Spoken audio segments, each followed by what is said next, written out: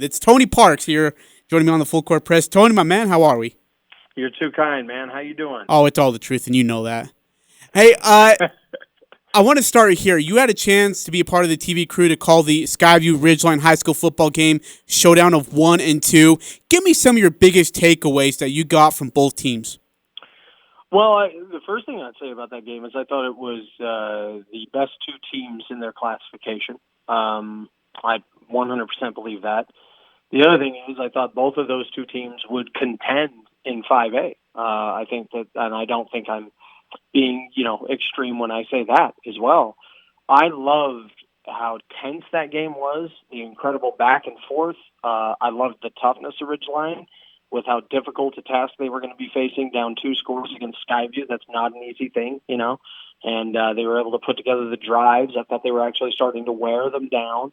And, a couple big mistakes, make a big difference in deciding the game. But I would not be shocked at all to see those two teams meet up again in Rice-Eccles. And if they did, I wouldn't be shocked to see that the winner of that matchup would be the winner of the state title, whether they met up in the semis or the final. So I loved what I watched there, and I thought the best version of high school football for the classification of 4A was undoubtedly with those two teams. And then going forward, I thought, like, if you put them in 5A, I don't know if they'd win it, but I think they would contend. And I loved Evan Webb. You know what I mean? There were just so many good players out there. It's so tough. I thought Hunter Lewis was really fun to watch. Luke Radford had some nice plays. Walter Collins, Cole Watterson has been kind of a great player so far this year. Titan Saxton, there's just names that are there that I don't think a lot of people were really familiar with, that I think they now can understand, even if they're not household names within the state based on where they're going to go play or if they're heavily recruited. But there are guys there that you can watch and say, you know what, that's a dang good player, and this is a dang good team. And so I hope we see them again, because I love nothing more than to be a part of the broadcast when they're facing each other in the future.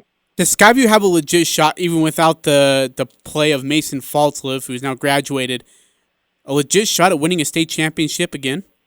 Oh, yeah. Oh, absolutely. I mean, Skyview, I watch what they do defensively. They're incredibly tough. I mean, that's a defense that might even have more speed than they did a year ago, which is crazy to say. I don't know if they still want some more of that playmaking and explosiveness, and I think they're only going to get better. What's crazy is you look at the meaningful touchdowns they've given up, and it's very, very few. So that Ridgeline game was another one of those matchups where it was kind of surprising to see the way that the game played itself out. But here's what you showed me. They can play in a variety of different ways, right? They can sling it down the field, play with a high-flying sort of game, rack up a ton of points. But they also showed me they can line it up and go, 13 plays, 80 yards, 6:58 off the clock, and punch it in the end zone by, with a ground and pound type game. They have the guys up front to be spectacular in that way. And so I loved it. I thought it was really, really fun. I thought the guys up front in the offensive line battle, they were fun to watch. Evan Hall is a great dude up there. I thought Ty McPhee played his tail off. Bracken Schumann. These are guys that if they need to line it up and just punch you in the face, they can do it. And so as much as I love watching, Larson and Saxton go up and make catches, and I think Nyman is very underrated, those guys are fun to watch with deep balls and stuff like that. The fact that they're so versatile in the way they can play is why I would still pick them to win the title. Give me your thoughts on this RPI thing. Ridgeline beats Logan by 30. They drop a spot. Bear River is 0-3 in region. Logan is 2-1 in region, but Bear River's 3 spots ahead of them. What is your thoughts on this RPI thing? Is it working in your opinion, or do we need to go back to the old format? I've never been big on it. I was never really big on it. I did like the idea that a certain amount of teams from regions would go to the playoffs, and then that way you didn't have politics involved, you didn't have some other quirky method involved. It was straightforward, right? And usually it was, if you finished in dead last, you didn't go to the playoffs. Well, that's on you. I don't know what to say. If you're dead last, you don't have much of an argument. So I kind of enjoyed that. I don't like everybody making the playoffs except this season. Let me make that clear. I think this season is the exception where, with all the variables, I'm okay with it. But I never, like the RPI, I've never been kind of huge on the way it does it, because I don't think it, like, to try and weigh and balance the value of different wins is very difficult, and they're not all created equal.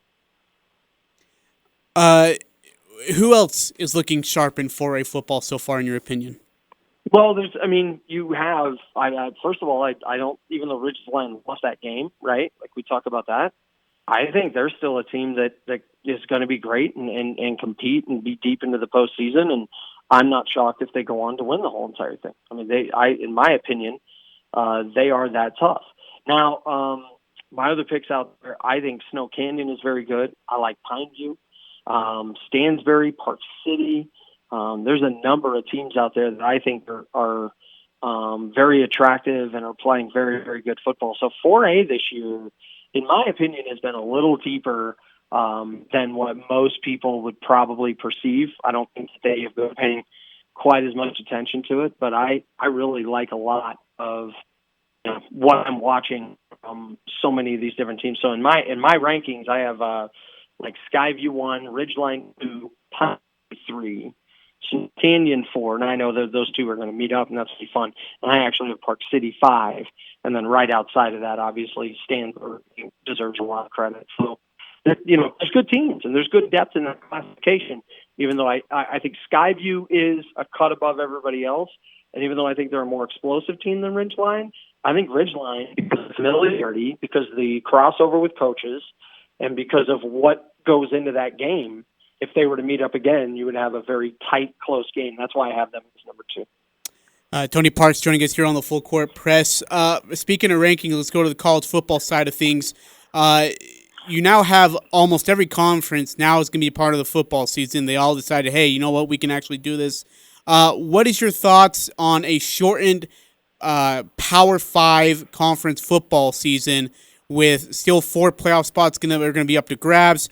How would you work that? You being a AP voter, or at least an inside knowledge of AP voting, how would you handle that situation with the shortened season? Yeah, when I was voting in the AP, it was already tough enough to put together a preseason, top 25. You did a lot of homework. You're doing projecting, but you don't really know until these games get going, right? So then when the games get going, now you have a vast gap that happens to be there between quality scheduling, quality performance, things like that. So even trying to measure all of that was certainly a challenge. And then you get to weeks 4, 5, 6, 7, then you started to feel like, you at least had some sort of grip on this thing, even though it was still controversial. If I was the AP this year, I would have had a top 15.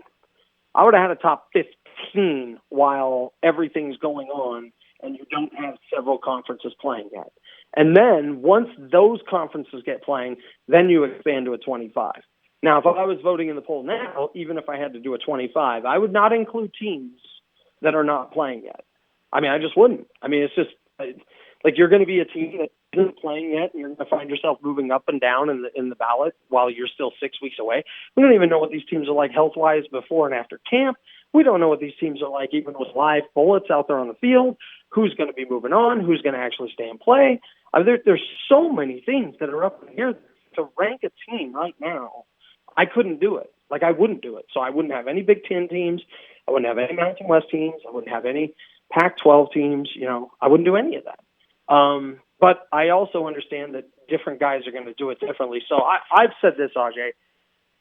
It's nearly impossible this year. I mean, it really, really is impossible this year to try and vote on these. So I've definitely, while I'm looking over ballots, cutting a lot of slack into understanding the logic for a lot of them.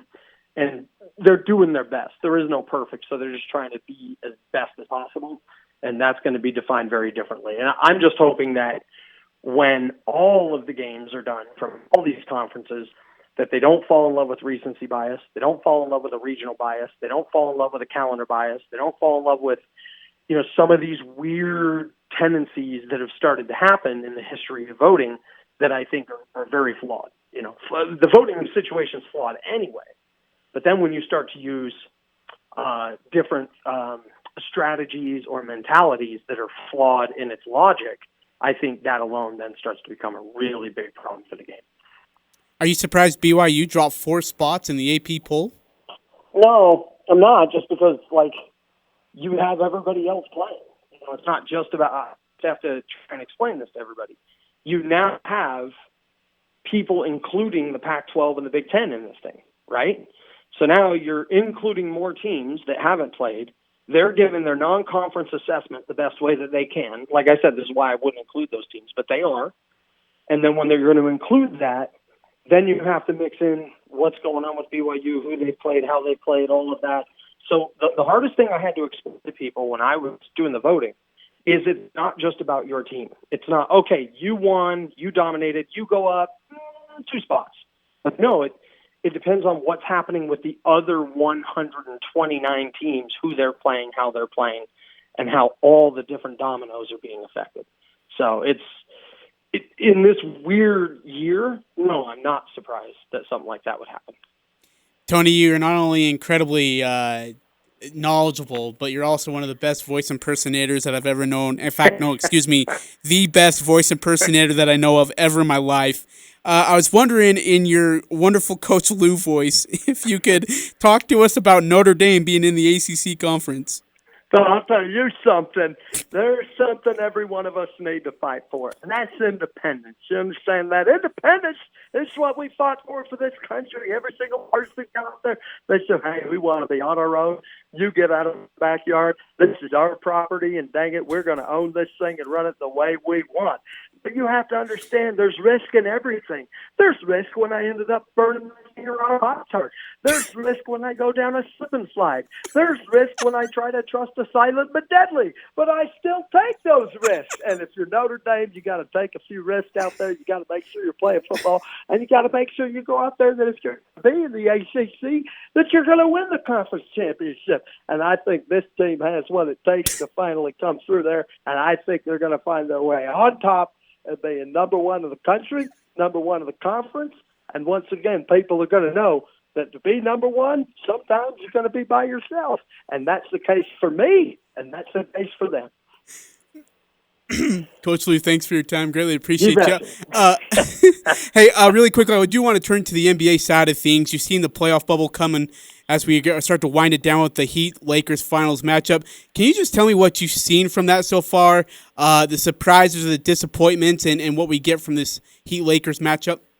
Well, the one thing I did say that was going to happen in this NBA bubble, if you will, is that the year for unpredictable things to happen, it was more possible here than maybe it had ever been. Now, remember the lockout shortened years. You had crazy things happen, right? Like the Spurs started off terrible in '99, and then they just ripped off a bunch of wins. They went 37-13 and won the whole thing. So, and even that year, you had an 8 seed go to the NBA Finals. Like, it was crazy. And that team was injured, beat up, and then they still went to the finals. In the other lockout shortened year, you had crazy stuff happening, like the Spurs, who were so incredibly dominant all year, and in the playoffs started 10-0 and then didn't win another game. They hit the wall. So now you mix in all the variables that come with the bubble. Yeah, you had 2-3 games-to-1 rallies, right? And when you are going to play in the same gym with the same stuff rather than the travel back and forth and 2 road games, you know, Denver didn't have to face that against the Clippers. You have more of a chance for something like that to happen. You also have a chance for the Miami Heat to end up in the finals, right? Like, you end up with opportunities like that to take place. So to see something obscure like that happen, I can't say that I was overwhelmingly surprised. I really wasn't. In terms of this matchup, I like the Lakers, but I still love the toughness and the attitude of this Miami Heat team. I think we're in for a good 6-game series, but I think the more talented team and the more well-rounded team of the LA Lakers, I think they're going to come out on top. But, you know, to see what we've seen with bizarre, random things happening, that has been, in my opinion, a byproduct of an obscure year, which has been this year in the NBA bubble. I want to ask you a couple quick questions about the Utah Jazz, but before I do so, Doc Rivers was let go today by the Clippers. Mm-hmm. 1, did that surprise you? And 2, who would you get to replace Doc if you were the GM?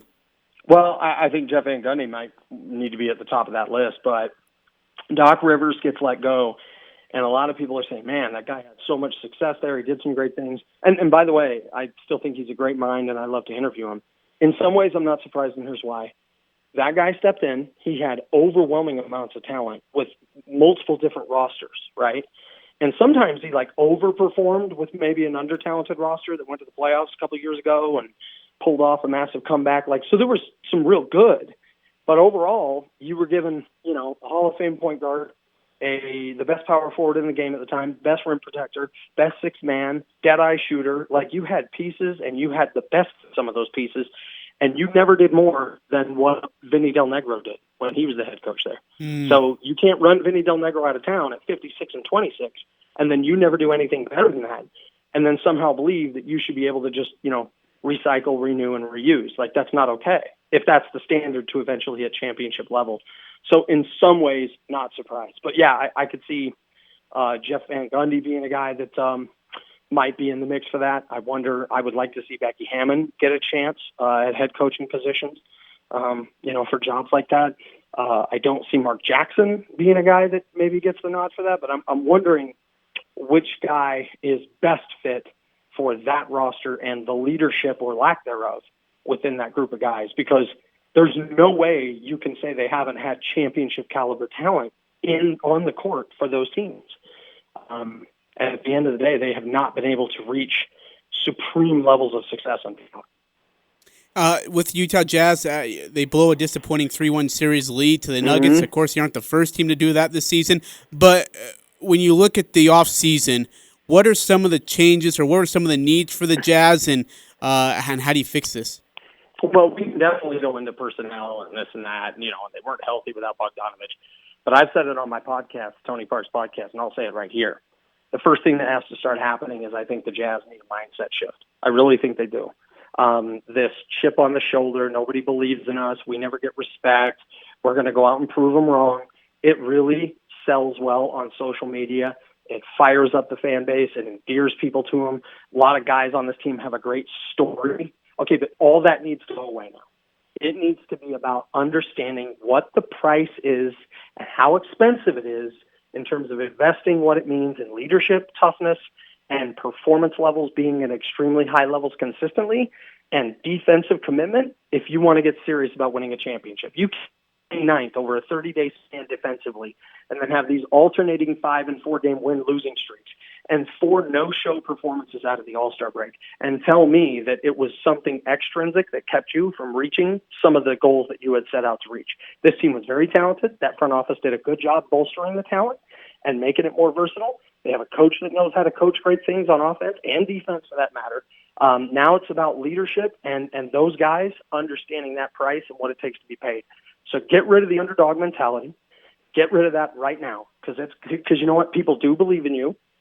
You were all-stars, defense player of the year 2 times. People understand and are giving the Jazz the respect they deserve. Now they have to go out and earn more. But they can't just make it about somebody else. They got to make it about themselves now. It's time to stop trying to prove everybody else wrong and start trying to prove yourself right. And that's where that focus needs to go back for the Utah Jazz. And I think you saw what happened. They were up 3-1, and they blew that 15-point lead. And now all of a sudden they find themselves in a position they didn't think they were going to be in. They can't play the chip on the shoulder thing. So they went from, we can win this thing to we have to win this thing. So we better not blow this thing. And you saw that team tighten up and have some poor stretches of performance in that 3-1 series collapse. So that mindset shift has to happen, and I think that the final 3 losses can show you some of why that needs to change. Tony Parks, I appreciate you reminding me. How can people find your great podcast, and where can they find it? Oh, yeah, iTunes, Google Play, Spotify, Stitcher, more. The Utah Podcast Network, I actually do a gambling segment like this. There's a guy who runs a sports book or a sports website, I should say, gaming website. And in order for him to be on the show, he has to come on and he has to pick the games. But then he has like an imaginary bankroll, right? So he can't just say, pick the Patriots, the Little Patriots win 6. But then he has to say, okay, I'm going to put down 330 to win 3, right? So 330 to win 3. And then I don't just tell everybody what his record is. I tell everybody what his number is. So he was like plus 600 a couple weeks ago. And then this week, depending on what happens tonight, he'll either end up plus 150 or like minus 380 or something like that. So, yeah, he picked the Ravens minus 3. So it's kind of fun because he has to put his money where his mouth is. And let me tell you, he was all about it, and he's been pretty good so far this year. He's very calculated on which games and kind of how much imaginary money he's putting on each one. So it's been cool. It's been really, really cool. And it's called the Tony Parks Podcast, correct? Easy to find. Yeah, easy to find. Tony, you are one of the best, man. I appreciate your friendship. I appreciate you for joining us on the show. Enjoy and be safe. All right. Go Bears.